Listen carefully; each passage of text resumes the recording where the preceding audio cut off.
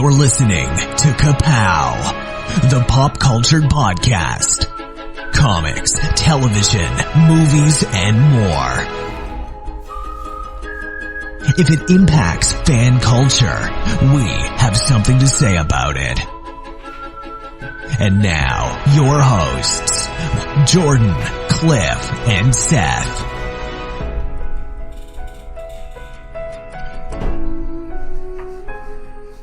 Hey everybody, thanks for tuning in once more to Ka-Pow, the pop culture podcast. My name is Jordan Lowe. I'm Cliff Barnes. I'm Seth.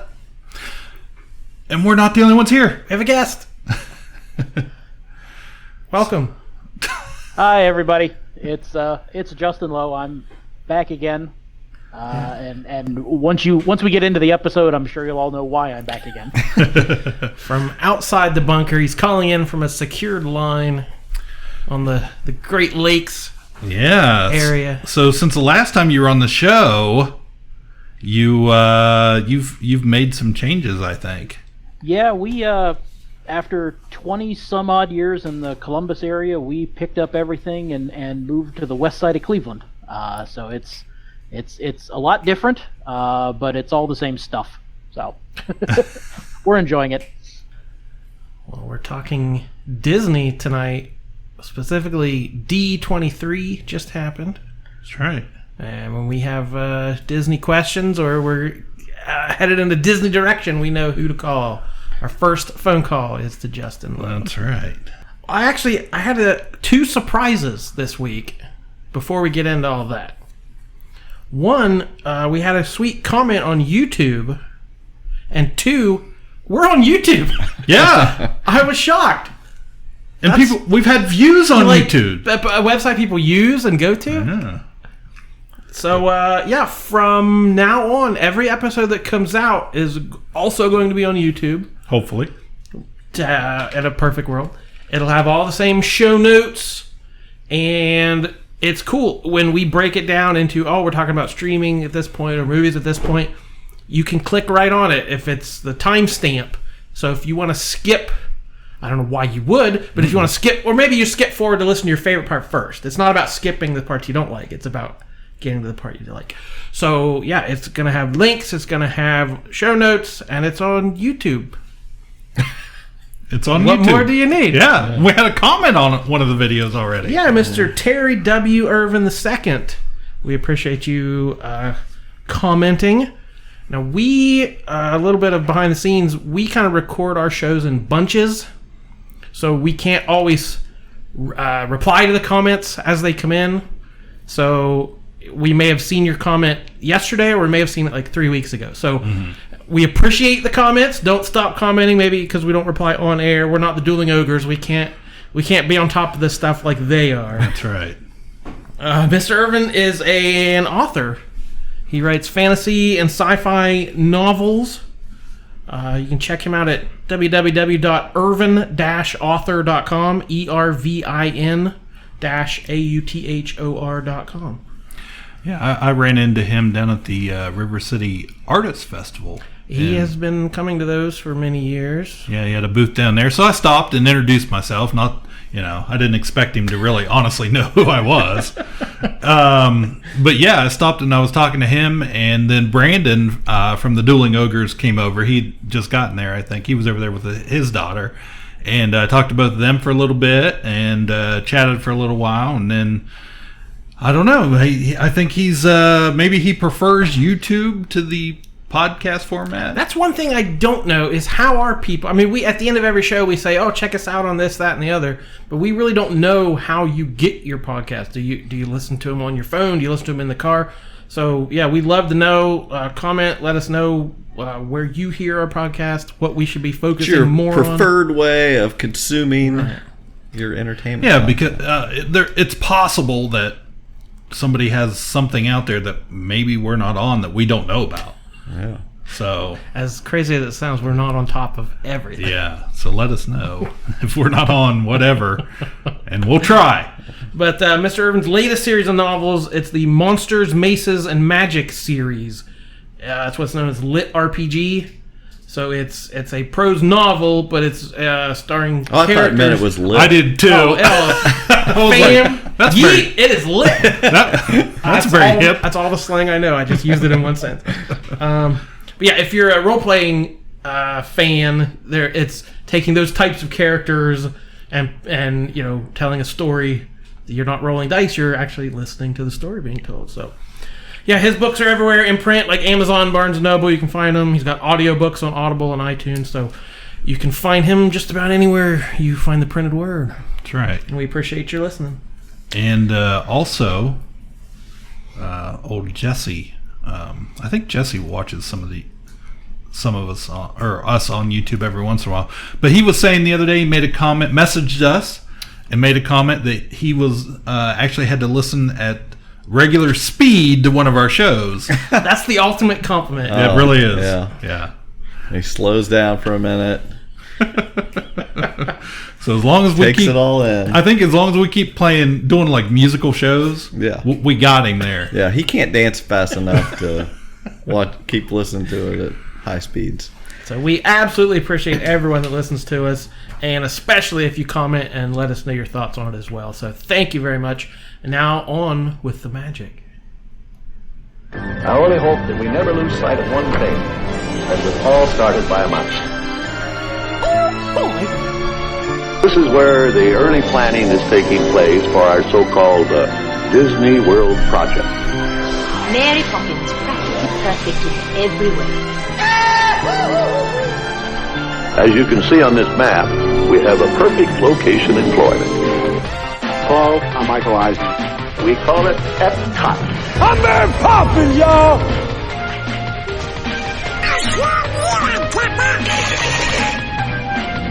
Ohana means family. Family means nobody gets left behind. We know what we hope to accomplish. And believe me, it's the most exciting and challenging assignment we've ever tackled at Walt Disney Productions. Fun imagination, huh? Yeah, so... little known fact, every word Walt Disney ever said is in that bumper. Just a few. Keep going. Keep going. It could definitely be longer. That'd be okay. Yeah, so we just finished up last weekend, this weekend. Yeah, this isn't breaking news for D23. This is just our reactions to some of this. We can get some inside scoop from these Disney fanatics, but you probably heard about this, but we'll let you know what we think of it. These guys have done a little bit deeper dive than you have, is my guess. You may check your mail because you may have got a packet like he just handed to us. Yeah. Well, let's start at the beginning. What does there was a mouse? What does D23 mean? It's an odd name. You mean for the fan club? Yeah, I don't know what that name refers to. Yeah, that is a good question. Have I stumped him? Well, I think the D stands for Disney. I'm going to take the easy one. That's a good. That's a good 23 is for the year Walt Disney founded the company. I knew it was a year, but I was thinking like Mickey Mouse was 28. I did not mean that to be a gotcha question. I am sorry. That is. Well, it's really weird because I am a member of D23, so you never thought to ask. Yeah, there were more important things going on. So now we know. Yeah, so we just had the D23 Expo out in Anaheim, California, and it was 3 days of magic. And I don't know how much I was expecting out of this one. I think we were all hoping for a little bit more than we got as a whole. And that's pretty much, been the criticism this year, because the last 2 years ago, the last convention we had, they announced so much. Right. And it really set the bar pretty high. Like what? Remind us of something that last time. Like Galaxy's Edge. Well, okay, that's pretty big. We're just now getting it. Yeah. So, yeah, and these are, most of the time these are pretty long-term stuff. You wanted to find out that by 2 years from now, there was going to be a couple more big rides at Galaxy's Edge or something. Well, what I wanted... I was promised a private island. Yes. Yeah. Was... Well, we got a... Oh. I haven't gone that far in the package. No, but I think because Universal jumped out ahead and announced, hey, finally, that even though everybody knew we're going to get another park at Universal Studios Orlando, at their resort, everybody was, I don't want to say expected. Some folks were hoping, hey, Disney's going to come out and they'll say, we're going to build a new park too. Right. Or something else spectacular. Right. Which we didn't get that. There was an announcement, oh, hey, we're going to have a special panel for a secret project. And, of course, that got everybody going, which, when it was announced, it was hit like a rock because it was a special documentary about cast members, right. Which in itself, that's fine, but don't make that big of a deal. Don't lead people on like it's going to be a huge announcement. I could just see you guys had your streamers ready to throw and horns. There may have been some horns. It's just a documentary. Yeah. But it's a documentary that's going to be released in 50 individual 3-minute parts, and there's a massive coffee table book that's already available for pre-order, and I won't say that I have ordered it, but I have. Yeah. So there you go. And I won't say that I've already pre-ordered or subscribed to Disney Plus, but I have. So November 12th. Got a lot of big D23 energy in here. Yeah, I got a big D23 discount is what I got. And really, I think a lot of this is going to be Disney Plus stuff. Some of this, I tried to mark down stuff we haven't talked a lot about. Most of the first day's announcement were basically Disney Plus. Let's hear it. So, first thing, the big thing was the Mandalorian trailer. Yep. I'm sure I'll stick it in there. I'm sure you guys watched it. Bounty hunting is a complicated profession.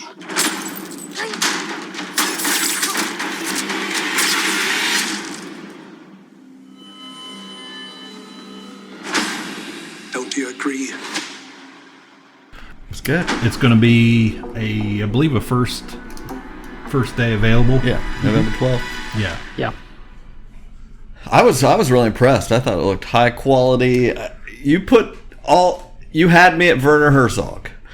When they put him in there at the end of the trailer, that's what I wanted. It's like there's some, just his voice just sets that vibe, and I'm all about the Western feel to it. So yeah, definitely very Western, I thought, and even that gun he has is very, looks like a big old rifle. Yeah. So I'm sure even the biggest fans had to worry about taking this big budget epic and turning it into a TV budget, and worried, is this going to look like the Christmas special, or is this going to look like one of these big movies? And I, from the look of it, though, Cliff's like, is this going to look like the Christmas special? Yeah, let's do that.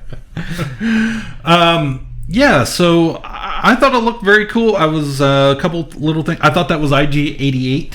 No, it's not from Empire, but it's got a different name. I think it's IG-11. Is that correct? He was looking pretty badass. Yeah, I love the droids. And there's some sort of looks like maybe a team up between the two bounty hunters there. I can't wait for this series. Like I would just get this for the show. Mm-hmm. So everything else they announced is gravy. Like it's an absolute must have. Yeah, we even got we saw like you got a shot of people frozen in carbonite stacked up there. So I'm kind of curious to see where that goes. But anyways, yeah, I'm sure we'll stick part of the trailer in there. The other big Star Wars series announcement, I had old Ewan McGregor come out on stage with Kathleen Kennedy. And she asked him the big question there, are you going to play Obi-Wan Kenobi again for us? And of course he is in that new Kenobi series. That would be awkward if he wasn't. Yeah. I know. Really put him on the spot. It's like, no, but I'm going to watch that documentary you guys just announced. Yeah, I mean, I'm not overly hyped for this. One, because we've seen it coming for a long time now. And two, I'm a little, it feels a little Solo, a Star Wars story to me. You think? I hope it's not. Yeah. I've hopes for it to be something more than that, but it's got, I don't want to go back and see them just insert a bunch of things to hint at things that were in the original trilogy. You know, that I don't want to see his dice. You know, or whatever they would throw in there. So I'm hoping. They were saying, I read today, I think they were saying the timeline is 8 years after Revenge of the Sith. Right. So that would put them, you know, that would put him so obviously established. Luke and Leia are 8 years old. Yeah, so Ben's been on Tatooine for a while. He's established, I'm sure, his little hut there, whatever he lived in. I mean, everyone just pictures him fighting off Tusken Raiders, trying to get to the... And they've said that's not going to be the whole series. He's going to go off planet even. Right. So it needs to be good. Yeah, it needs to not be that. It needs to be a different thing. Like he is going to do something totally different that's super important. I was telling you guys offline that it's set in the timeline, that convoluted timeline they put up there of all the Star Wars creations that they will have on Disney Plus. I mean, a ton of stuff, all the movies and everything, all the shows, cartoons, and everything. But they, in the timeline, it's set in the middle of Solo, of that timeline. Yeah. It's in somewhere in the timeline of that movie, and so since we had Darth Maul, the return of Darth Maul in that movie, and Solo, and since he is such a obvious villain that goes along with Obi-Wan, they have to be coming in contact. Yeah, and I'm not sure how much of that I really want to see, because they did it. They did this thing with Star Wars, the cartoon Rebels, and they did it really well as a final showdown. Like I was like, that's great. I am fine with that being the end all be. Right. You're saying that's supposedly canon, so it should be. It shouldn't. Don't need to redo it again. But I want to see some of that. I kind of like the idea of them going up against each other some more. I want to see some more Darth Maul. Basically, is what I'm saying. Well, and a lot of people do. Like Darth Maul is this character that had this very smallish part in that one movie. He was a fan, and then has become a big deal ever since. After death, So I am looking forward to it. I have faith in them to do it right. I mean, even though I personally feel like they failed with Solo, and this is the same type of thing they're doing, I think they probably learned some lessons from that. Yeah. So they didn't make a bunch of money on that, and that definitely gets their ears perked up, and they changed some stuff. So I think that they could, do something great. So do you think spider legs or no spider legs? I want spider legs. You want the spider legs? Yeah. Yeah, I think the other interesting thing is with the Obi-Wan piece being set when it is in the Star Wars timeline, and the Mandalorian being set post Return of the Jedi, and all the Galaxy's Edge stuff being set, I guess, where we are currently. Yeah, right now. It's going to be really interesting to see how they sort of keep those things separate, because if you're a casual fan, and that's they're going out there trying to get the casual Star Wars fans, if there is such a thing. It's going to sound a little confusing, because you're going to have sort of overlapping timelines with these properties, and I think it's going to be a heck of a challenge to sort of keep all of that separate and in line. And I'm trusting that they've got a plan, that they've that they know where they're going with these things, so it doesn't just become a big convoluted time jumping mess.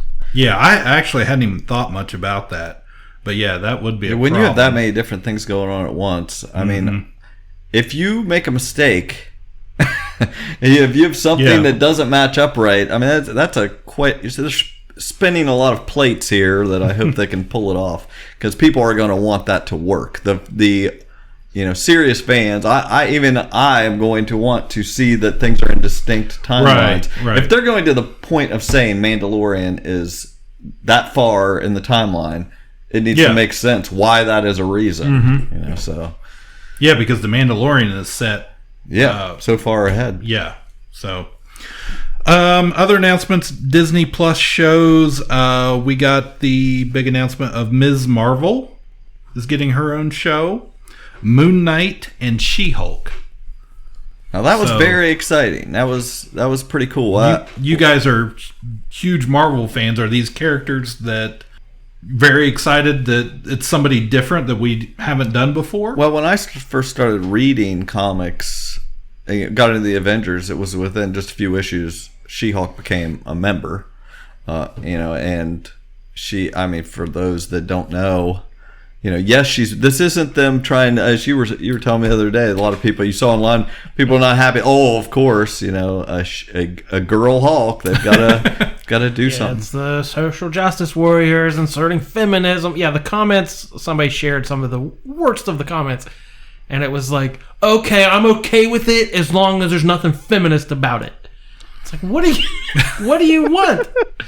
Yeah, I'm okay with the She-Hulk as long as it doesn't have any girls in it. Right. This goes way back. I don't know what year she was introduced. It was 70s. Yeah, it and has to much be. like the male Hulk, He-Hulk, as we call him. He-Hulk? Yeah, that's what we always call him. Had an evolution. Like, she started out as the savage She-Hulk, and then she could control it more. So nowadays, she's in full control. She's a lawyer, and that's people who maybe don't understand. She became popular not for the Hulk part, but for the Jennifer Walters part. Right. People love her character, just as strong female lawyer. Prepare the water cooler that we may gather around it later and discuss things. Single female lawyer fighting for her client, wearing sexy mini skirts and being self-reliant. Hey, I'm pretty good. A leader within the Avengers, was in the Fantastic Four. Just not a huge household name, but a very core part of a lot of the Marvel Universe. Didn't she have a little different bit of, like, her personality was different when she was She-Hulk, like, in that form. She had more confidence. Right. Things like that. I know that originally, like, the way she became She-Hulk, Jennifer Walters, was she cousins with Bruce Banner? Yeah, she had to get a blood transfusion. Right, from him, yeah, right. so... But she doesn't go back and forth as far as like transforming or whatever. Does she? Sometimes she would something traumatic would happen to her, and she would lose her She-Hulk form, and then all of a sudden she's timid, and she had no confidence in things in that form. But most popular, the 1980s John Byrne run, and then there was a run more recently that both those kind of added more humor, or she broke the fourth wall. She was a lawyer for a lot of weird, like, D-list characters in the Marvel Universe. So it was just a more fun series that Marvel didn't always have. So it's a character people really fell in love with. I'm just surprised they didn't introduce someone. Why didn't they introduce someone 8 movies ago? Mm-hmm. Bruce could mention a cousin from California or whatever. It just seems a little shoehorned in now. Like, you could have been, as far as Marvel plans these things. But yeah, and Ms. Marvel... Kamala Khan, for my money, is one of the best characters invented in the last 25 years. Like, give some people some history on her. I'm excited for this. She's came to prominence as the Pakistani American first Muslim superhero, young teen girl living in New Jersey, co-created by 2 Muslim women from New Jersey. So just her first series especially is just so true to life, and it just feels so real to modern young women dealing with very traditional home life, going to school in the mixed culture that is America, and just has a real Peter Parker feel to it, where she's she messes things up, but she tries her best, and she's plucky, and she's a go-getter, and she's a fangirl, and she writes like slash fiction for the the other Marvel characters that she grew up idolizing. So just kind of like the perfect character for today's young fan to kind of fill her shoes. And Inhuman and origin, got her powers. She can kind of morph her body. She used the word embiggen from The Simpsons, so she embiggens her fists and can punch people, stuff like that. Which I'm interested to see how they do that.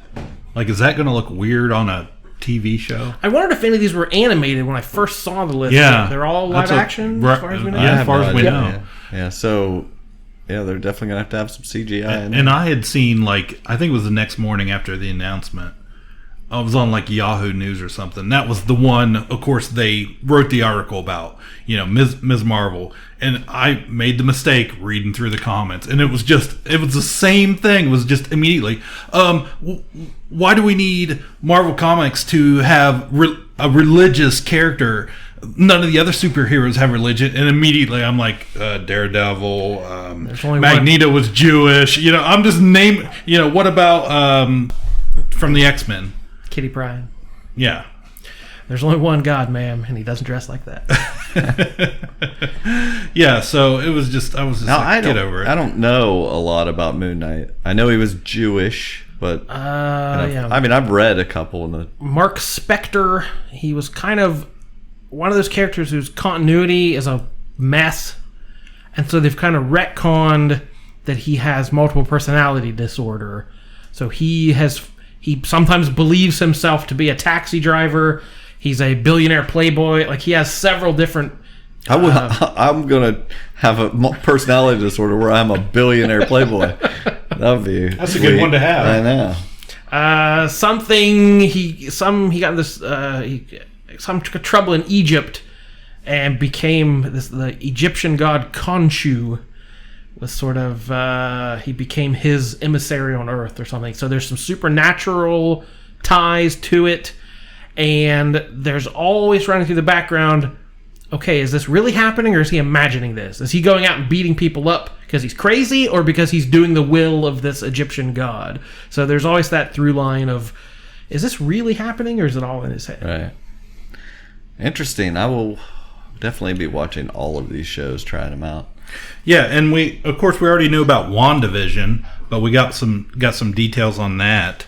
Now, I didn't see this trailer or whatever. They haven't released it for people to see, right? Mm-hmm. But we had just been talking about the Dick Van Dyke Show and stuff. But that's the vibe. Like some people are saying. Yeah, they put a poster out. Yeah, and it was looked like a smoothed over Paul Bettany and Elizabeth Olsen coming in, phasing through the Ottoman. Well, we've got some time on that one because the WandaVision is not scheduled to debut until the spring of 21. So we've literally I didn't realize it was that far. 15 to 18 months before that's going to happen. They also announced that Kat Dennings, from Randall Thor, Park, and Catherine Hahn were all joining the cast, and Randall Park and Catherine Hahn are both really funny when they want to be. So is Kat Dennings, I guess. But so I think this is going to have a much different vibe than sort of some of the ultra serious things that which I'm from the Marvel excited universe. about. I like the idea of that. And they also have an actress, Teyonah Parris, is that her name? That's playing a grown up Monica Rambeau. From Captain Marvel, right? So there's a lot going on there. So that's the daughter of her pilot friend. Right. Will now be, since that movie's set in the 90s, this will be a more grown-up. And so she'll be friends with her. I have no idea how to tie these characters together. What does Jimmy Woo have to do with Kat Dennings and what time period are we in? But I'm going to trust them that it's just all going to make sense. Yeah, well, there's a little online fandom for some of those off characters, like the Kat Dennings character from Thor. I've heard rumbles over the last couple of years, like people just kind of liked her and things. So I think they've heard some of that and brought them back. And then, I mean, my connection, just I always thought it was that they had Monica Rambeau because she was called Captain Marvel when she first came out, and so she was in the Captain Marvel movie. I don't know what I assume they'll call her. She's had many names. Photon. There's something else I can't remember off the top of my head, but I'm curious what they will call her when she, displays her powers. Which she would just turn into energy, correct, or light. Yeah, she could become and X-rays or gamma rays, or So one of the most powerful beings in the Marvel universe. Yeah, overly powerful. Some other announcements on Disney Plus: Phineas and Ferb, the movie, Candace Against the Universe. I know my kids always like Phineas and Ferb. It was popular for a long time. My nephews adored that show, Yeah, so that'll be So now they're old enough to have nostalgia about shows they watched growing up. Ugh. Right, we're going to get left in the dust. The nostalgia loop is getting smaller and smaller. And then The Muppets. So 2020. Yeah, The Muppets Now, short-form unscripted series that will be exclusive to Disney Plus. So, I'm always happy anytime unscripted. Unscripted. You should have underlined that word. What does that mean? How are they doing that? It's like Muppet Improv? I guess, yeah. That's what I took it as. Sweet. Yeah, anytime I see anything from the Muppets, I'm always excited. Yeah, I love the Muppets, but I can't imagine. I'm assuming it's going to be, in my head, I have it pictured as like a Graham Norton type show where you've got some Muppets on the couch and some random celebrities, and it's more of a chat show kind of thing. That could be, yeah. See, we got to get in his head. In his head, that's what it is. That's what it is. So, I like it. I would watch this. Also, Lizzie McGuire spinoff. Hilary Duff's coming back. It was a popular girl show. Hey. So I'm guessing she'll have a daughter, and they'll be like the next generation. Oh yeah, just like they did with the Boy Meets World stuff. Yeah. Right, similar to that. And we were just talking about her because she was in that show Younger over on TV Land right now. Yeah, which is still going. Yeah. So I'm sure she's getting a big chunk of money to reprise that role. And then we got some... Because no one else is getting paid for any of this without... Well, I'm sure, for her to come back and do Lizzie McGuire, I think she's probably getting a little... The Muppets just want to do it out of the kindness of their heart. That's right. Unscripted and unpaid. Yeah. Like, we're not learning lines if you're not paying them. Also, we got some trailers for High School Musical, the series. That's an odd title. Is there a colon in there? Yeah, there is a colon. There are two colons. There are two High School colons. Musical : the musical : the series. Yeah. Series. Yes. Yeah. Wow. I think it's Ka-Pow's first ever dual colon property. I'm very excited. Put an explosion sound effect right now.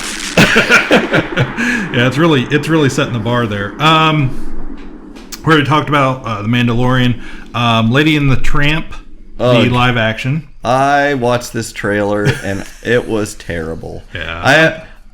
This was the biggest proof that they need to stop this garbage, because Lady and the Tramp is just a staple it's a wonderful of your childhood. movie. Yeah, it's a wonderful movie. That animation is gorgeous. I love that movie when I was a kid, and then watching it turned into Homeward Bound.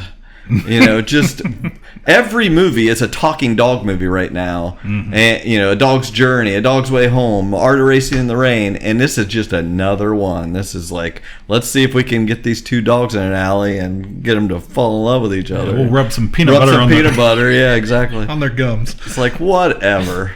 I don't know how they're calling these things live action. Those lions didn't talk. Those dogs are not talking. It's all CGI. Right. Just because you have a dog that ran out in the alley and sat down where he was supposed to, and then you morphed some words onto its mouth, I'm not sure that counts as live action. I think what happened was when those Tim Burton Alice movies came out and had real actors, we called it live action, and then it's just stuck ever since then. So... National Geographic's The World According to Jeff Goldblum. I think we're all on board for this. Yeah, I honestly didn't read or look at anything about this because it was such a sure thing. I'm going to watch that I was like, well, I didn't want to know. And then just some brief notes here. Disney Plus is all subscribers access to 4 simultaneous streams and 4K and HDR high quality video. You can also create up to 7 profiles. So that's important. That's important. Yes. We're all going to be sharing. And then I believe you can also stream on 4 different devices at once. But I would think this is more suited to family than even Hulu or Netflix. Yeah. Where you want certain content for the youngest viewers, and I can see why that would be important to be able to differentiate what they're watching. Yeah, and then we also found out that the original series are not going to drop all at once. They're going to do a week by week, 1 episode at a time on all of these. Oh, okay. So you won't be able to binge watch. People won't be able to binge. Yeah. That's fine with me. I don't. Yeah. I feel too much pressure to watch it before I get spoiled. So I'd much rather just go in and the hype all hits in 1 week. Yeah. All the reviews come out. Everyone talks about it, and then it disappears. Yeah, and you forget about it. So it's like I would much rather just go week by week. I didn't see here in my pamphlet that there was another show I wanted to talk about real quick. Was the It's in Appendix C. I looked. Subsection I 2. went through. I looked it up alphabetically and numerically. But what's the Winter Soldier and the Falcon or whatever it's called? Oh, yeah. This was probably the biggest announcement for me personally.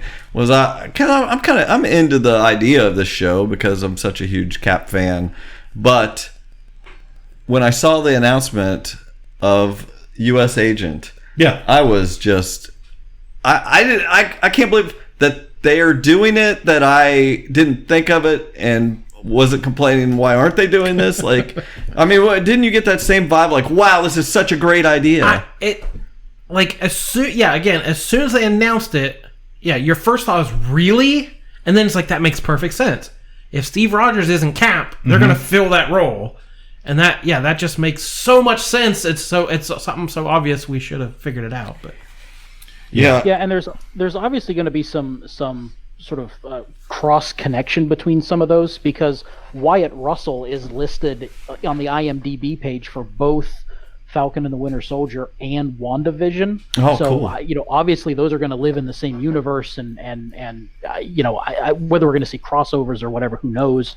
But clearly those are designed to sort of work in tandem with each other. Now I don't know how much they will follow the comics, but I was saying what I hope they do it somewhat like I would think in this first season of Falcon and the Winter Soldier, the Falcon will not just be Captain America. He was given the shield, right? But he's not going to just immediately be Captain America. And in the comics, once Cap quit in the 80s, he didn't agree with what they were wanting him to do, and he quit. So they got Johnny Walker, who Wyatt Russell's playing, which I think is such an odd but great casting. I really like him. He's got Dizzy in his blood too, right? So and then. So there was a new Captain America and Bucky, and they were doing, go over the top, violent, and things like that. Meanwhile, Cap became the Captain, and that's when he originally picked up Thor's hammer. He had a black uniform with the flag across the chest and a silver shield and things. So it was more, instead of red, white, and blue, it was red, white, and black, but basically the same uniform otherwise. And then after they resolved, that storyline and he became Cap again, John Walker became U.S. Agent and wore that costume. So I don't know that they're going to go through all of that. I would assume that the government is going to place him in as a replacement for Cap, but probably immediately as U.S. Agent. They'll skip they won't have him actually be Cap.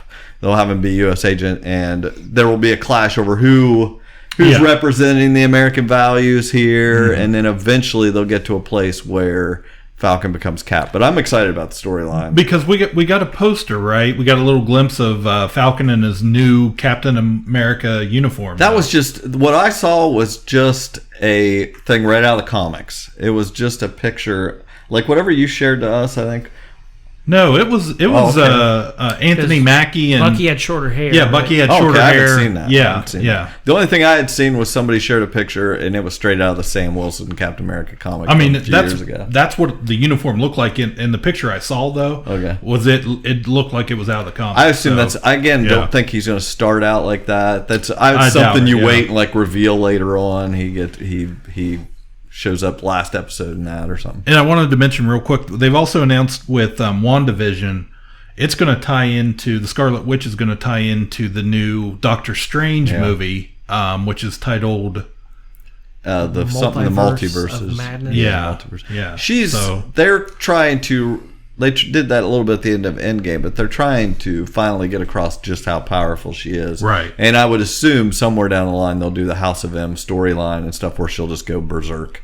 But yeah, good stuff. But gotta say, this D23 has brought out all the comic speculators, because every single one of these characters, their first appearances are skyrocketing up the people eBay are coming in charts. asking for them. Yeah, that was another thing we didn't. I don't know if it's in here. Go ahead. But the other announcement is we knew that Kit Harington was going to be something. There were some rumors that he had been in talks. Everybody's like, he's going to be the new Wolverine. And I was like, oh, no. Please no. But instead, they really did some great casting here. He's going to be Dane Whitman, the Black Knight. Yeah. Who just, I mean, it's a little on the nose, as far as him playing a medieval knight.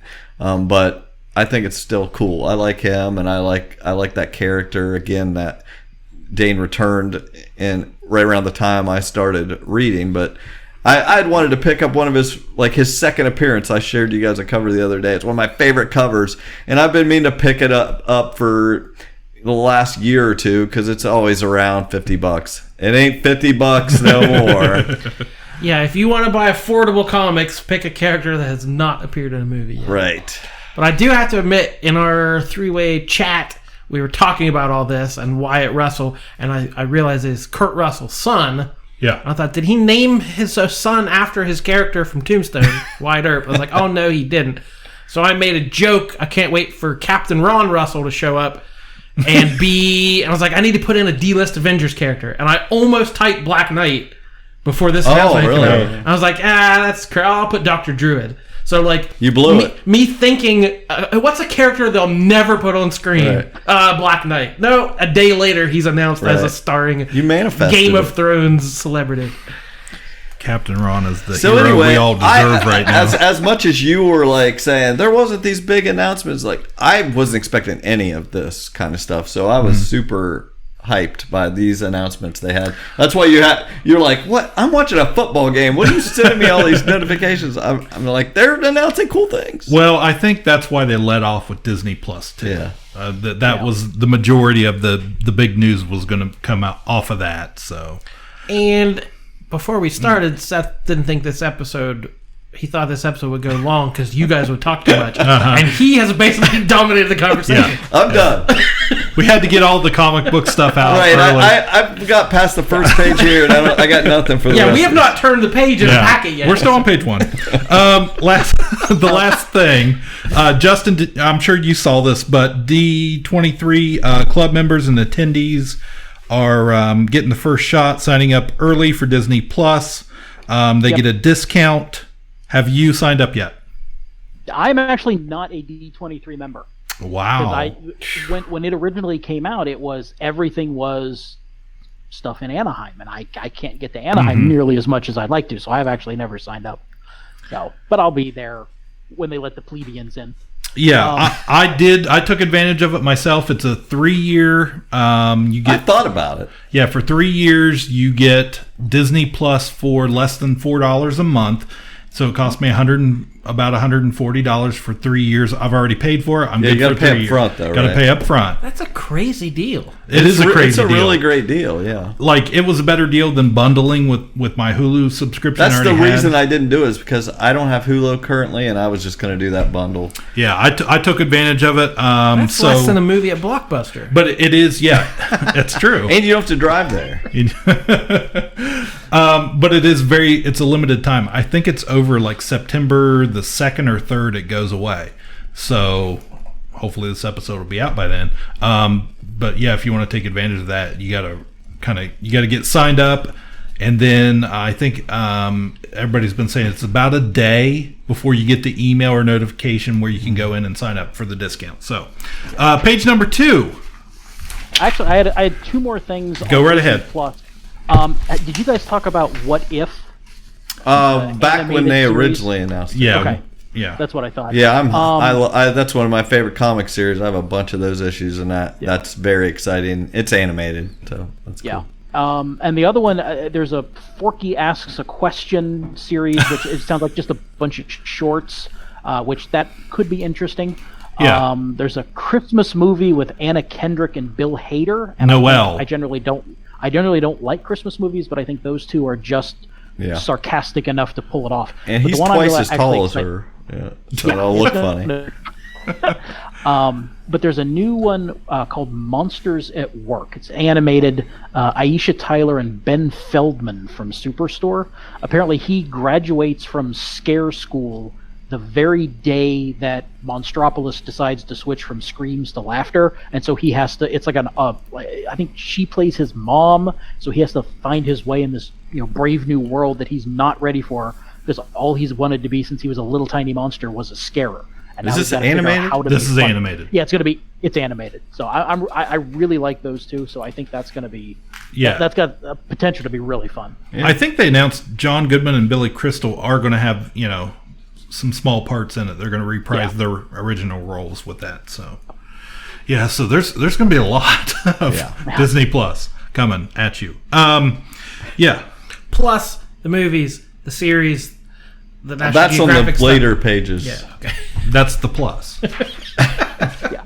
So we're just talking original content, and then we've got the whole Disney vault back and all that. Yeah, the back catalog. Then we had our parks panel. Started off the first big announcement with the parks panel was the Moana inspired over at Epcot Journey of Water. To walk through attraction of some sort. It's going to be over towards the seas with Nemo. I don't know how much Moana this is really going to incorporate. We've seen a picture. I don't know. I was kind of like, yeah, whatever. I don't know, Justin. What do you think? People are saying it may end up taking the place of that Innovations building that's there on the, what is that, the right side, depending on which way you're facing. So you know what? I love Moana, and I think they've got some technology they want to play with water and stuff. So, I'm not, it's not going to be an e-ticket attraction, but it'll be something fun to walk through. And it sounds like there's going to be shade, and so I think anybody that's been at Epcot in the middle of the summer is going to be appreciative of that. Anytime there's any mention of some sort of intellectual property going into especially Epcot, all the big traditional Epcot fans lose their mind and have a immediate reaction to it that's always negative for the most part. It was really frustrating. I was the parks panel was Sunday afternoon our time, so I'm sitting there flipping through the Twitter feed, and because of course they didn't live stream that one because that's the one that literally everybody wanted to see. Right. So I'm following along on the Twitter, and knowing what a big Disney fan I am, and Cliff, I'm sure you're the same way as me, there are people out there who claim to be Disney fans who are just the most angry, misanthropic people you will ever meet. Right. Anything Disney announces is wrong. Yeah. Every choice they make is flawed in some way. And I couldn't get to the next announcement on the Twitter stream without wading through 15 or 20. Oh, this is stupid. I'm not even going anymore. And I'm like, could you let him finish the panel, please? I'm not asking for much here. There is so much of that. We are an angry, bitter people. Yes, we are. And especially, I feel like Epcot more than anything, because for whatever reason, park fans have it in their head, this vision of Epcot in 1986, and it should have never been touched, never been changed. Everything should be exactly the way it was in 1986, and everything new that comes in or anything old that goes out is just raked over the coals relentlessly till the end of time. They never let go of any of it. Yeah. So, on that positive note, yeah, so the big story is Epcot is coming up on their 40th anniversary and the 50th anniversary of Walt Disney World as a whole. So, Epcot's going to get a lot of work. Innovations West, formerly Communicore, is going to be fully demolished, that whole side. Everything is going. And like you were saying, that's going to be where this Moana water attraction is going to be. They're actually going to build a new festival center, which is in the past, it's been in the old Wonders of Life pavilion. This new festival, I'm excited about this festival center. Mm-hmm. It's raised, has you go up a flight of stairs way up into the air into this, it looks like a platform, but there's a inside to it. And then is there a picture? Yeah. Of course there is. There's a picture. If you refer to subsection J, line 6. Right here? Yeah, I see. This is the building. So if you look at it, it's got, on the top layer is like a garden where apparently you're going to be able to go and watch fireworks. I'm sure it's going to be some sort of dessert party. For money, yes. Yeah, for money. But still, that's pretty amazing. It looks futuristic. I love the look of it, so I was really excited. And like you were talking, you're going to be able to walk underneath of it, so there's going to be some relief for shade or rain or whatever. So that's going to collapses on you. And so that's going to be part of it. That was a big announcement. And then next page. So we've got that new in the spine. That what are they calling the new where Spaceship Earth is? What's that new section going to be called? World Celebration. So for those of you who know Epcot, so that's the back half with the countries. That's World Showcase, and the front half of the park has been known as Future World forever. And since and I think 1982. Disney is very conscious of the fact that if you keep calling something future, you've got to make it futuristic, and that's kind of not where they're going.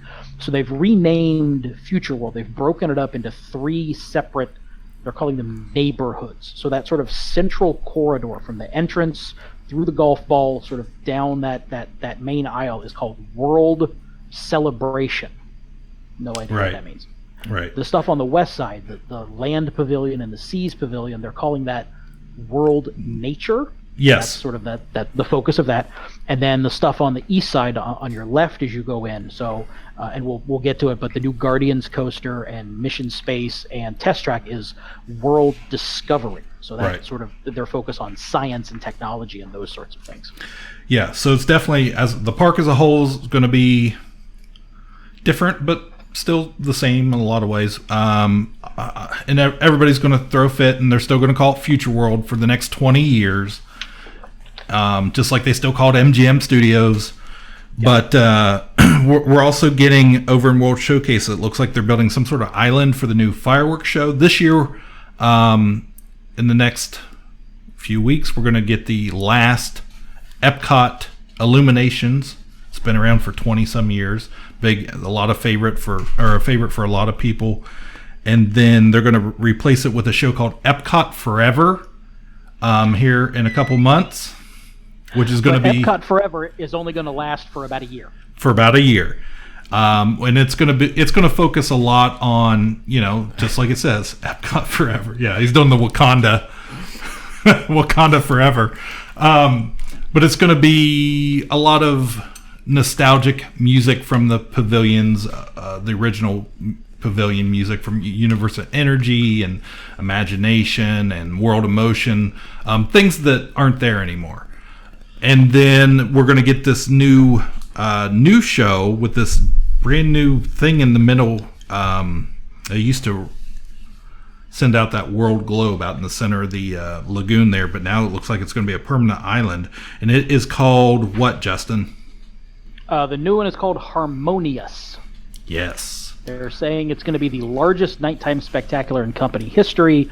It's all about how the music of Epcot and the Disney company inspires people all around the world. Yeah. I hope he doesn't call on me because I'm lost. That's okay. I don't know what page we're on. Yeah. I just answered C to everything. So we're going to have that. You'll see kind of I think when you really look into all the changes, you kind of get their vision, their new theme of Epcot. How far off are we from like virtual reality technology where you'll be able to plug in and walk, here's Epcot from 1982 and like go walk around in it. Yeah. They were doing this at D23. They had I was watching some video and there was just people sitting there in rows like they're at a movie theater with VR glasses on. I don't know whether they thought they were riding a ride or what they were doing, but that was it. They weren't looking at anything. They were just sitting there. But that's the best of both worlds. Where we've talked before about how do you keep tradition while keeping things new for new generations. So like, if there was some way to catalog this history and have a library that people could visit, that's pretty neat. Yeah, cyberspace. Ooh. Cyberspace. Like he just coined that term. Yeah, that's a new good job. Hey, we're talking about the future land. The future world. As he just complained about people being sticklers. And then what else we got? The Odyssey. Used to be the Odyssey restaurant, isn't it? I believe here in October it's going to open up an exhibit showing what's coming to Epcot. Because a lot of this, the 50th anniversary in 2021 is going to be here pretty before we know it, and these projects aren't going to be done yet. So they're going to have kind of a preview center with some video screens. They had a piece of art on display there for Epcot that was kind of a map. It showed some of the new things they're working on, but it was in the traditional Epcot logo from 1982 that they're bringing back now. That's going to be on display there at the Odyssey. It's a great place to check out an old bathroom there too at the Odyssey. Number what? What number is that on? Oh gosh, I don't remember. I think it was like 6 or 7 on the list. And so the which is a cool thing. I'm glad they're going to do something with the Odyssey. It may not be permanent, but yeah, get some people over there. I remember going there as a kid and to the old restaurant, and it's a really neat location right there on the water. It's right in between Mexico and the bridge to World Showcase. So Mexico's one of the first ones. Yeah, it is the first one on the, like, if you're walking from Spaceship Earth on the left. So that's a whole discussion. You know, you want to know what type of what kind of park goer somebody is. You ask them, Epcot or Canada. So which way do you go first? Do you go to Canada to the right, or do you go to Mexico on the left? I'm a Mexico guy. Yeah. Justin? I'm a Mexico guy. Yeah. So yeah. I can picture it. You know, like that. We went that way when last time I was there. Also, we're getting some old pavilion logos. It's a silly thing. They're retro logos. They've designed some new ones for new attractions. Things like the new Space Restaurant, Space 2020, and the Guardians Coaster. That's what these are. Right. Back in the day, Epcot pavilions, they're looking at pictures here. I know you guys are listening. But back in the day, you identified your pavilion with a symbol. It was just a neat thing. It was always part of Epcot, and eventually, over the years, it went away as pavilions went away. Yeah, I saw they were selling a bunch of collector pins of these different symbols and things. Yeah. So, believe it or not, something as trivial and silly as pavilion emblems, logos, gets Disney fans really excited. Oh, so, it doesn't surprise me a bit. I have that terrible collector gene, you know, and so even just watching a video of things like that, I'm like, oh, I'm so glad I'm not into this, because I would have to have all that stuff. Yeah, and when you see them together, you know, all their distinct colors, and when they put them in that order, it looks like a rainbow. Yeah, and they have coordinated those, what they call neighborhoods now. So like the nature world, nature, all the emblems are in like a green or a blue hue, and then over in the Discovery, they're all reddish. So they had coordinated them. They had pins for droids. There was like a pin set, or it must have been. Oh, there's probably 30 of them or something, and it was $150 or something. It was a really good price. You know that people are going to make $1 billion off of those sets. From exclusively getting them there and stuff. And one of the last things I had is Spaceship Earth. Justin, you want to talk a little bit about what's happening?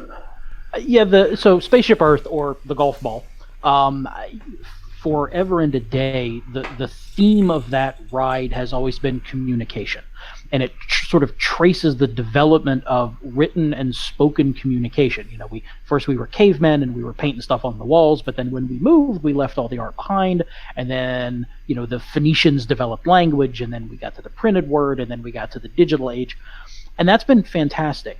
But they are revamping it. Spaceship Earth is going to be closed down for like a year and a half.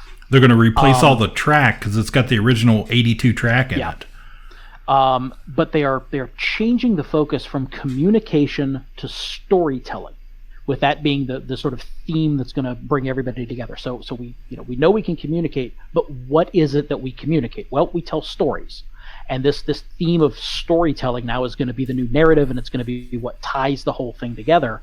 And it's the thing that I'm actually the most excited about is they are redesigning the exit of Spaceship Earth, which, if you remember right now, you get off the little train and you're sort of kind of dumped out in this area, and there's a bunch of huge screens and some virtual reality stuff that doesn't really make much sense, and most people just run right through it. They are redeveloping it into something called Dreamer's Point, and it's supposed to be a little bit more reflective, and there's going to be some shade, something called a wishing tree. I have no idea what that is. It's illuminated, the tree itself. It looks like it's going to be some kind of interactive thing. But they're also adding, and this is for all the Disney nerds, a new statue of Walt. And it's Walt sort of as an older guy, so, early to mid-60s. And he's just sort of sitting on the ground, sort of staring out toward the back of the park, which, as you know, Epcot was sort of Walt's dream. I mean, that's what, he built the park, and then as soon as the park was done, he turned his attention to this Epcot, this community of tomorrow. And it's a little different now than because he envisioned people actually living there, centers of commerce and industry and trade and all this sort of thing. And now we've got a frozen log ride, but that's okay. But it's just sort of Walt kind of just sitting there, kind of elbows on his knees, just sort of staring at what he created. And if it comes off as well as I'm hoping it is, it's it'll be the most photographed thing in the entire park. That pause there, I thought you were going to say frozen head. Yeah, so the piece of artwork for this statue was... We can retire now. That was good.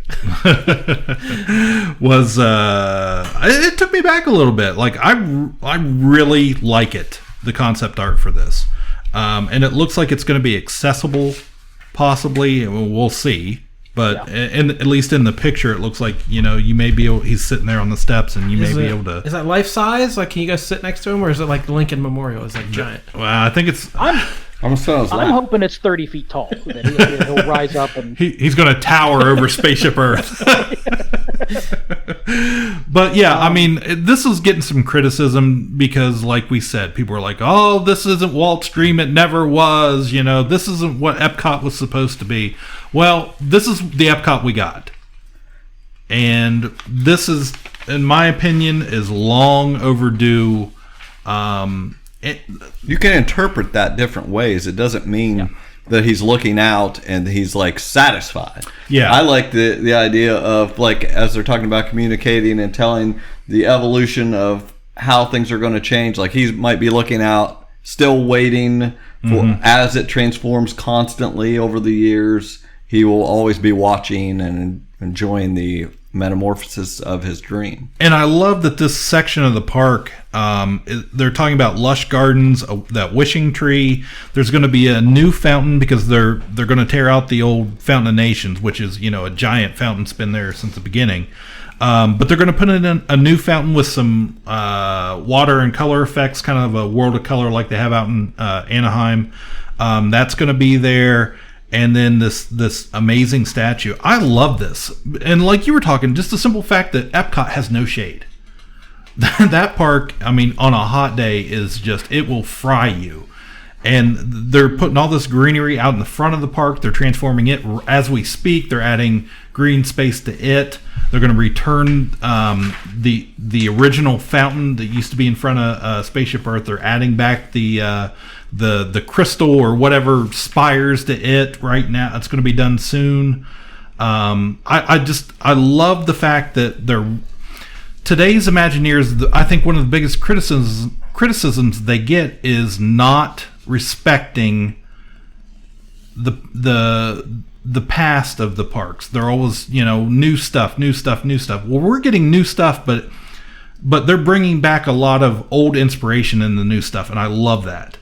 So I'm all for it. I think Epcot definitely since the mid-90s has needed a lot of change, and I agree. That we haven't gotten. And this is, anything they want to do to improve it, make it prettier.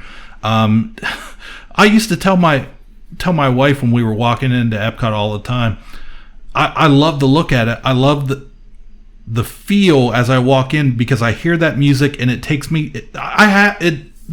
Everything everybody complains about, it takes me back to the 80s, and I love that about it. It reminds me of when I was a kid and walking through there with my grandparents and all that nostalgia stuff. That's great, but it looks dated. The bottom line is it looks dated, and it needs touched. It needs updated. All this stuff happening. They're going to do some work over in World Showcase on top of all this new Future World stuff. We got an announcement. They're gonna add a cherry tree lane section to the UK pavilion. It's going to have some sort of Mary Poppins a ride attraction. We don't know yet. Carousel. I don't know exactly, but something is coming there. Oh, I hope all the cast members have terrible British accents. That would be pretty sweet. Yeah. They could I could interest you in a Mickey bar, can I? They did bring Dick Van Dyke out for the announcement of this new update to the UK pavilion, and at 93, he was still one of the most interesting people on the stage the entire parks thing that they did. Yeah. He still got it. He's still amazing. And then also back there, they announced a couple changes in some of the films. Canada, which I love the Canada film. My family loves that with Martin Short. Mm-hmm. It's been closed down now. We're going to get a new movie called Canada Far and Wide. It's going to be actual real Circle Vision 360. So if you remember the old movie, it was a 360 theater, but the images that were 180 degrees in front of you were the same behind you. But they called it 360 because it was all the way around you. So this is going to be actual real 360. We're also getting China is getting Wondrous China and a new. The quote is a spectacular journey across China, filmed and presented in completely seamless 360-degree digital format. So we're getting that over there. I mentioned the new Space 2020 restaurant. That's going to open, I believe, in December this year. Winter of 2019. Yes. Yeah. My wife, I guess she hadn't heard about that one. She looked at me the other day. We were watching something, and she goes, "That's going to be open in December." And I'm like, "Yeah." And she's like, "Hello, why don't we have a reservation for this?" And I was like, "I don't know." So we've got that, and then of course, we already knew about the new Ratatouille ride coming to the France Pavilion. And we're getting a creperie over there, a restaurant, or a quick service, I assume. And then I believe is France getting a new movie too? No, they're getting the Beauty and the Beast sing-along. Yeah, it's going to be a double feature. So it's going to be Impressions de France, the original movie that they have, and then there's this Beauty and the Beast sing-along that's going to play together with it. Okay. A friend of mine just was there and said they went to the Frozen sing-along and said it was absolutely hilarious. So it's the regular characters, but then there's like a narrator type character that comes out and tells jokes. And have you never been to the Frozen sing-along? No, neither one of us had. So really, yeah. Because it's Frozen. It's sing-along. I'm like, how many more times can I hear these songs? But now I know that there's whole new stuff. I was clutching my pearls over here. Apostasy. No, it's a really surprisingly well done show. Be careful, he might disconnect you. So yeah, you need to go see that show. It's now on the list. So okay, and then we mentioned the Guardians. Hey Cliff. Yeah. Let it go. I guarantee that's all he knows about Frozen. He knows that one line. You're earning your money over there. And then we got the Guardians coaster. What do we know about the Guardians coaster now? They gave it the official name. It's now Guardians of the Galaxy Cosmic Rewind. It's taking up the entire building of the old Ellen's Energy Adventure and a massive new building that's been under construction for a while. They announced that it's going to have, quote, a reverse launch. Mm-hmm. No other details. We don't know what the ride vehicle is going to look like yet. We don't know what the theming of it is going to be, other than it's the Guardians and something goes wrong. But yeah, they announced it's going to have a reverse launch. So yeah, we'll figure out what that is sometime later. They're describing this as a storytelling coaster. Mm-hmm. I don't know how much storytelling you can get when you're going 40 miles an hour through a dark building. My guess is the story comes in the hour and 30 minutes that you stand in line before you get to the coaster part. It's all in the queue. Okay. We talked about Harmonious. The next thing I have is the new Star Wars hotel. Yeah. So this is going to be called, we found out it's going to be called Star Wars : Galactic Star Cruiser. And this is not what I thought it was going to be. It's. I didn't even look after I saw the price. Yeah, so I don't know what it is. I can't. I'm interested to hear what it is, but I quit looking after I saw how much it was. Justin, you're a big cruiser. Is that what you would compare it to? Once I figured out where they were going with it, it started to make a little bit more sense. But I was honestly thrown a little bit. So they're building this Star Wars hotel. They announced that some time ago. We've known that it's coming. So essentially, they are creating a cruise on land. So they have this Galactic Star Cruiser. They're calling it the Halcyon. That's the name of the ship. All of the passengers, the guests, the passengers, it's a 2-day, 2-night stay. That's your option. That's your only option. Mm-hmm. And you will all arrive together and depart together, just like you were getting on and off an actual cruise ship.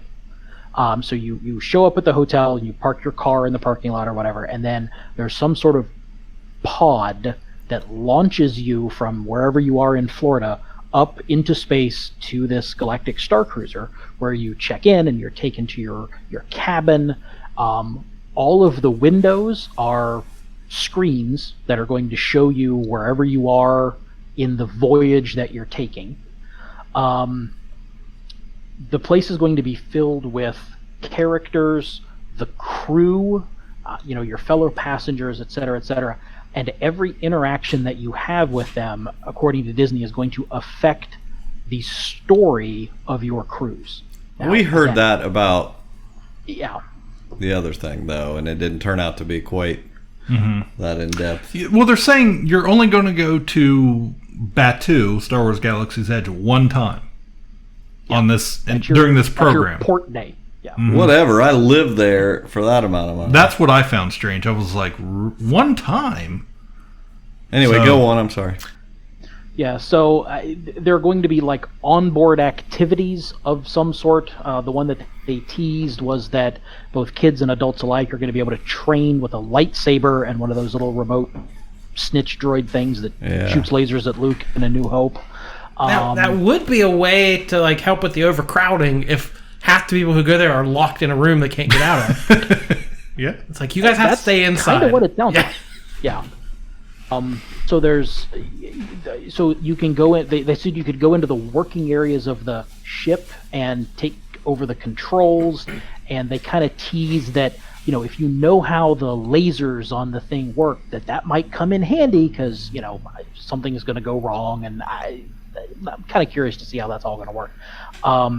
But they're saying that there might be like blacked out buses to take you from like your transport the hotel from your cruise ship to your port day at Batuu. They were talking about these hidden places on the ship where you can meet with other people and plan secret stuff. But the scariest thing I think for a lot of people is that a cabin on this cruise ship that's going to sleep 5 people for 2 days and 2 nights. They're saying it's going to be about $3,300. Yeah. I think that's going to end up pricing a lot of people out of this experience. Now, that's a lot of money. Mm-hmm. It's going to include food, like while you're on the ship, just like any other cruise would do, and all of the entertainment and things like that. But you got to get to Florida. You got to, most people aren't going to go to Florida just for these 2 days. So you got to figure someplace else out to stay, tickets to the theme park, all of this other expense. And I'm not, I'm not sure how I'm not sure who their target audience is other than people with too much money. Well, if you have ever met a Star Wars fan, they will spend money on collectibles and Star Wars merchandise before they will buy food and rent and stuff. So they will, the most hardcore among us will find a way. I'm also curious how they're going to how they're going to deal with.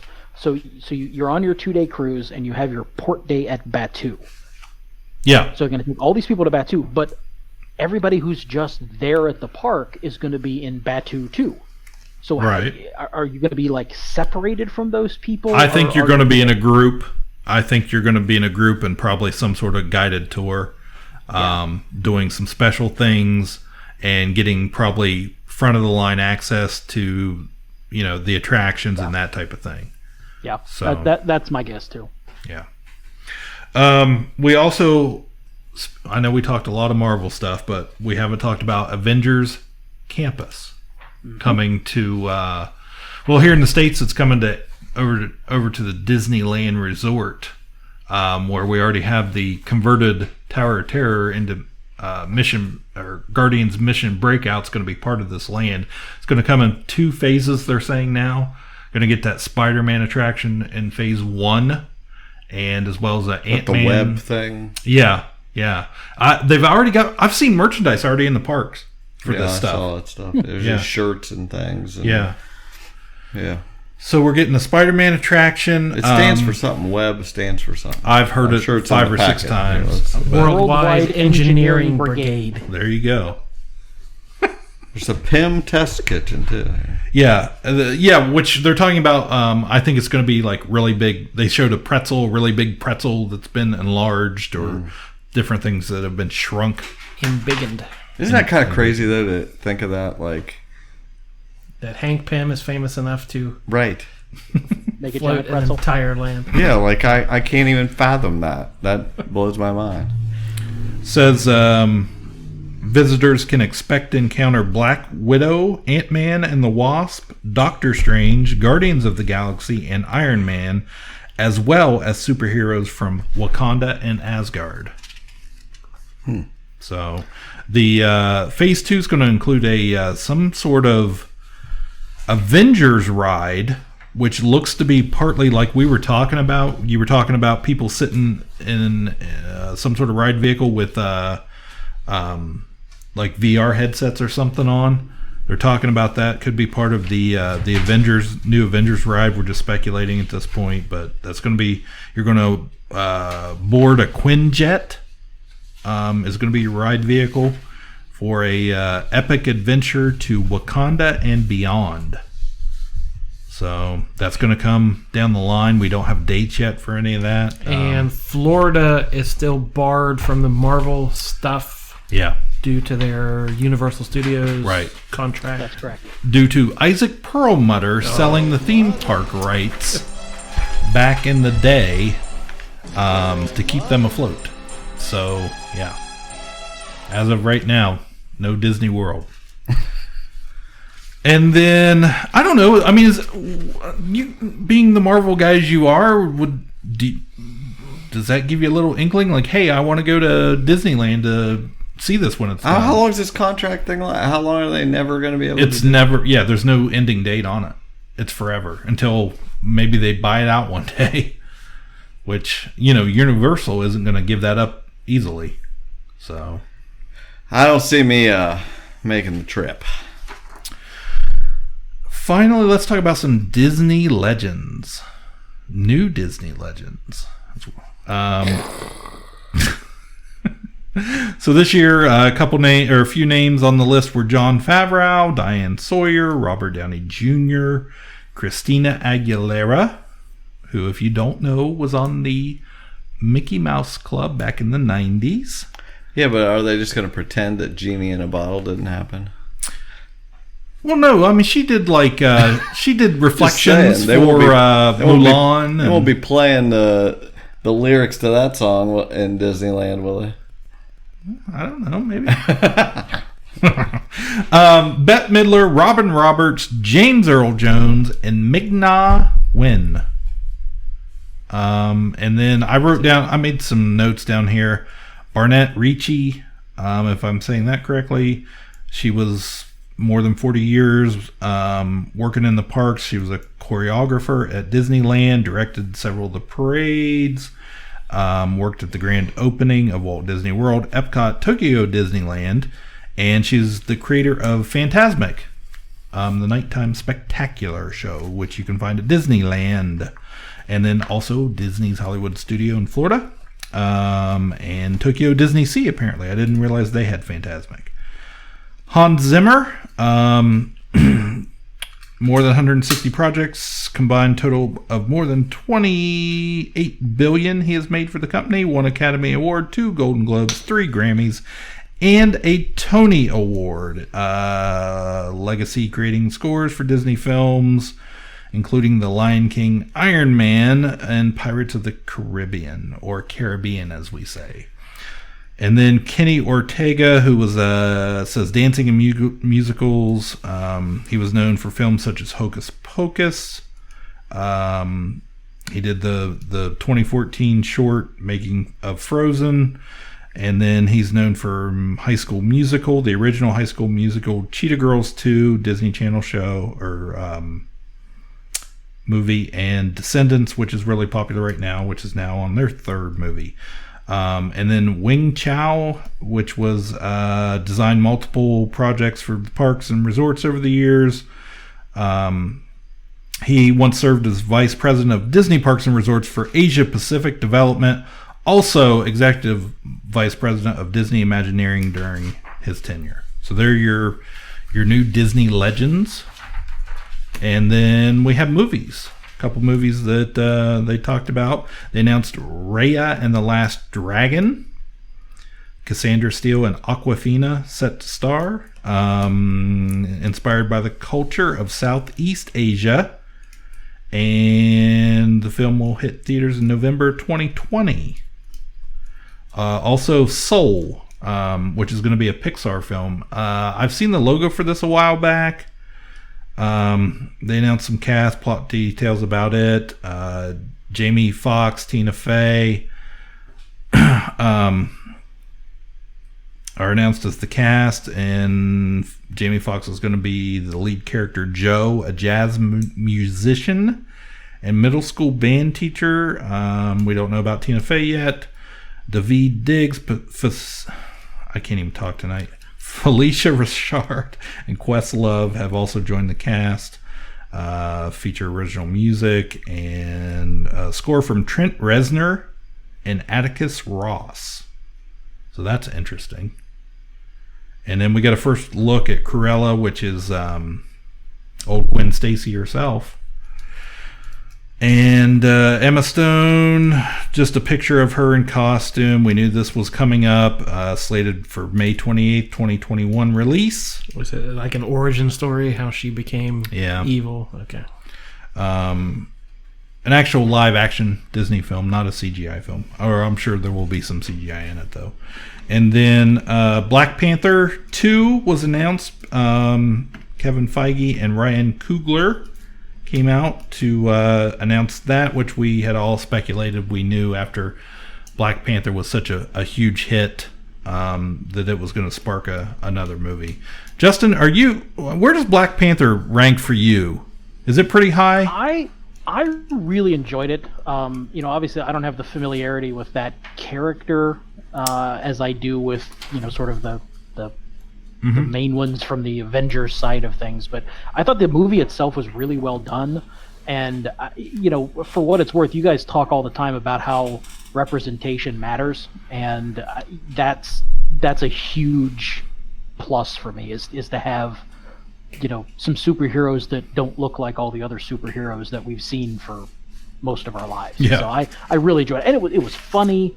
It was just really well made. I enjoyed it a lot. And then finally, Lucasfilm dropped some new footage, a sizzle reel they called it, from The Rise of Skywalker. We've passed on all we know.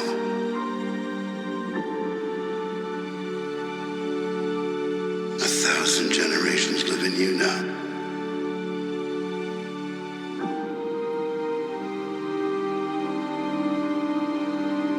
But this is your fight.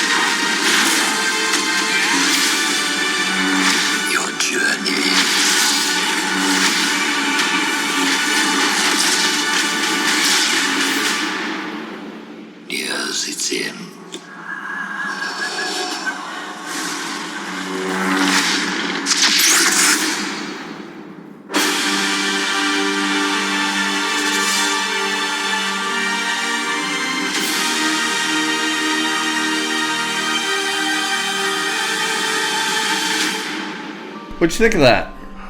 I don't know. Like, I think, hot take here. Mm-hmm. That's the stupidest looking lightsaber I've ever seen. I have not heard anybody complain online. I haven't seen a tweet other than the Swiss Army knife thing, but it's like, when it looks like it's a flip phone of lightsabers. I thought that was kind of weird. Like, if you're going to have a double bladed, we've already seen Darth Maul's awesome way of doing it. So why would you have one that flipped out like that? Yeah, I don't know. I don't know. Why did C-3PO have red eyes? I want to know that. Well, who knows what the hell he's smoking?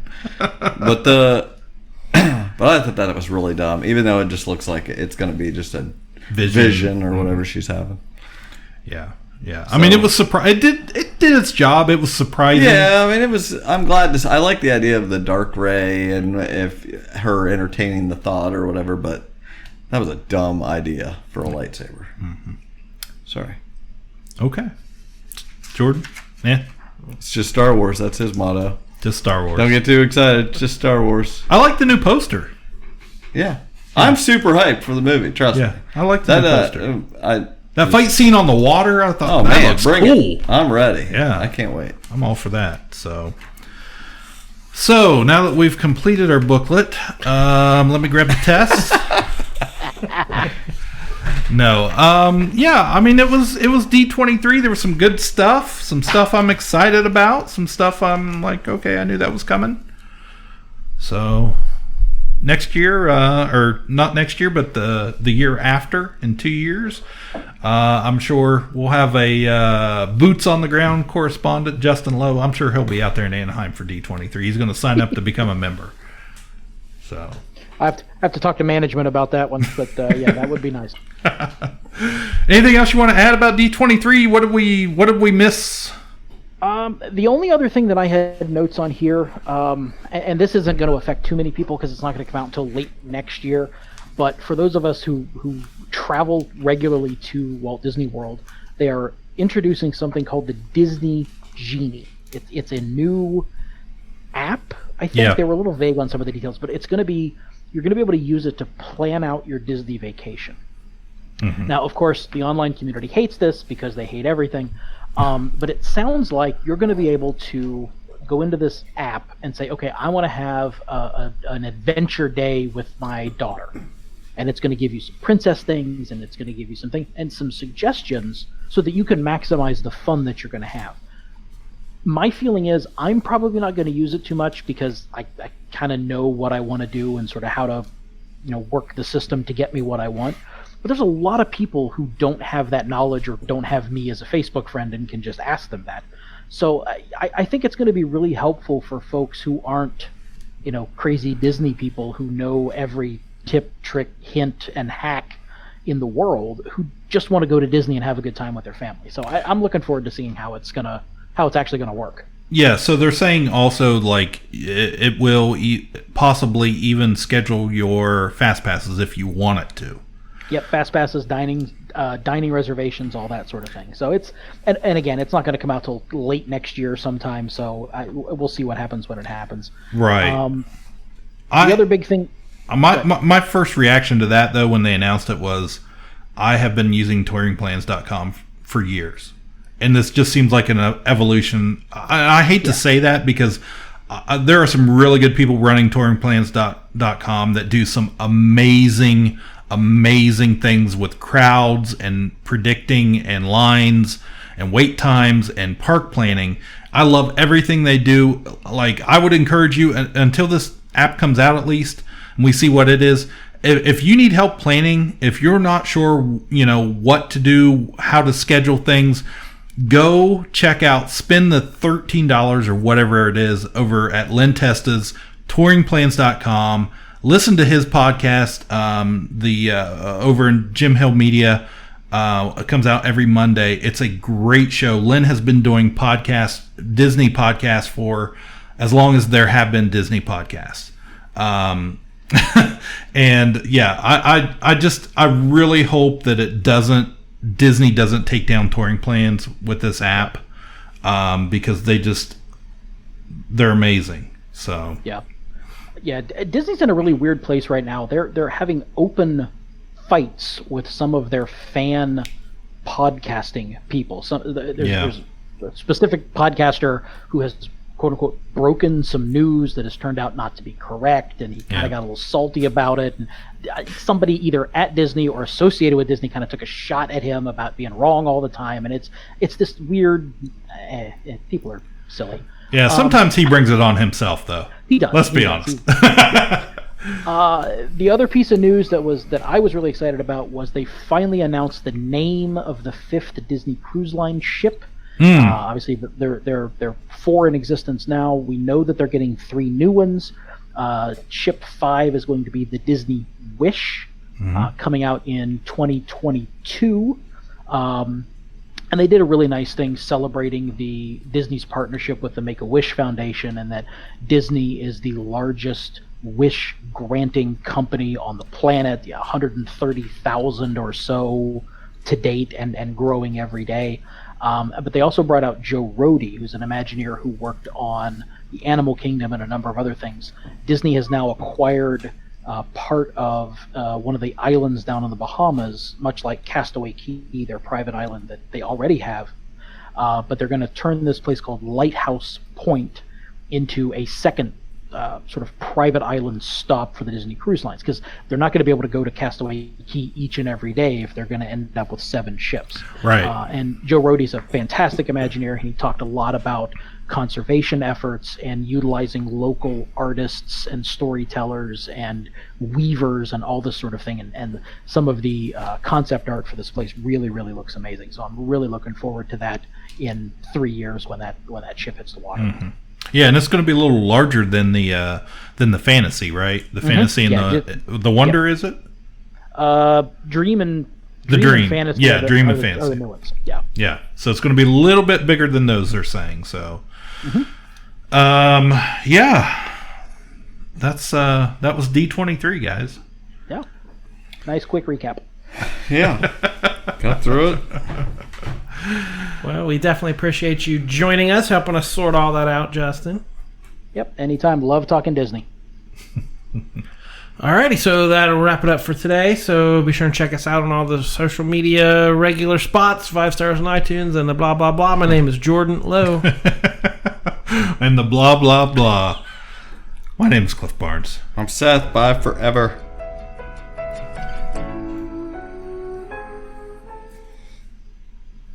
Ka-Pow, the pop culture podcast, is intended for entertainment and information purposes only. Sounds, music, and clips played during the podcast are property of copyright holders. All original content is property of www.udownwithkpp.com.